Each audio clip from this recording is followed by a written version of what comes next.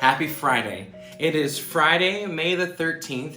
You should be reading 2 Samuel chapter 3, 4, and 5, as well as 1 Chronicles chapter 12, Psalm 122, and Acts 22.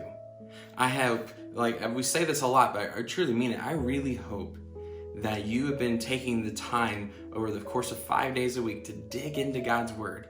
And I hope as you've been studying it since the beginning, since Genesis, since January 1st, as you've been studying through the Bible, that you see yourself falling more in love with your incredible God, who has an incredible story of redemption and hope, not only just for you and for me, but for all of humanity. And we're seeing that play out through the life of his people in the Old Testament.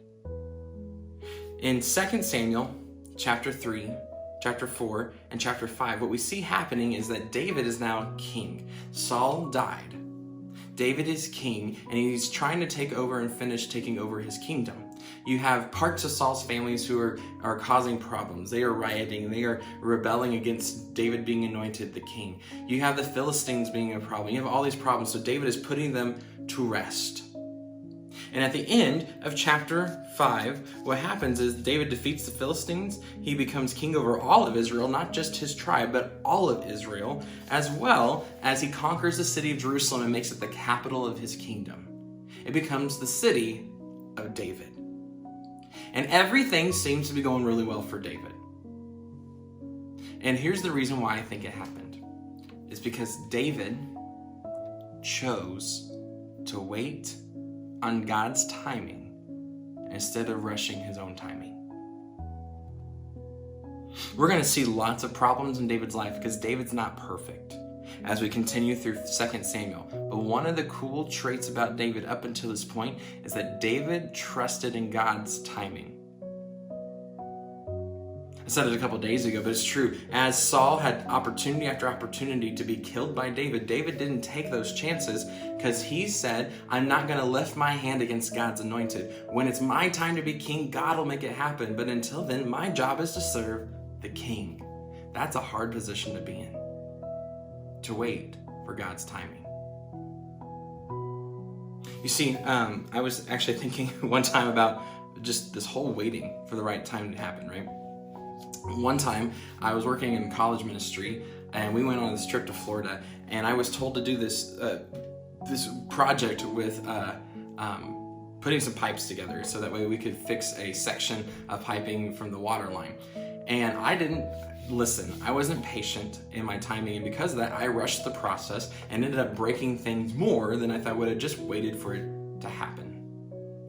I caused problems in my pursuit of trying to speed up the process because I wanted to move on to the next thing.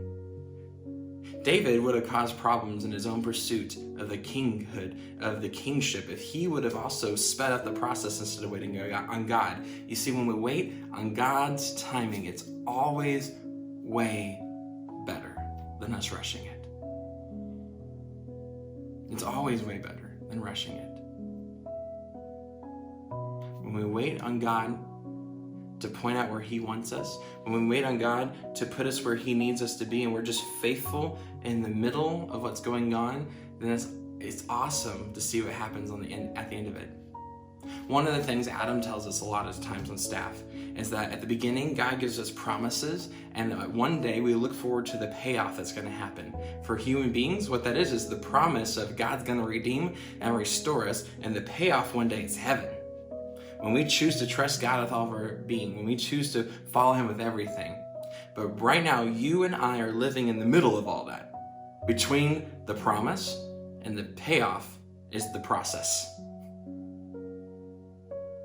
Between the promised payoff of what's to come, there's this process of waiting, and waiting isn't fun.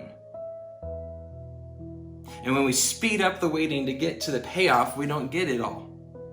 We don't get what God's wanting us to have. And so there's this incredible opportunity we learn from the life of David that when we choose to wait on God's timing, it's always better.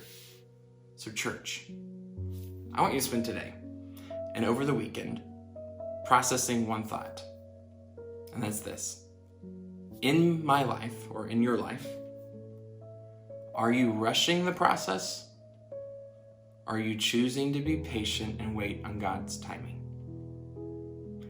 I can't answer that for you, but it's worth you taking a few moments or even a few days until Monday to really sit down to talk to your Father in heaven and say, God, am I moving at my pace and timing, or am I waiting on your pace and timing, waiting for you to show me the next steps you're calling me to take?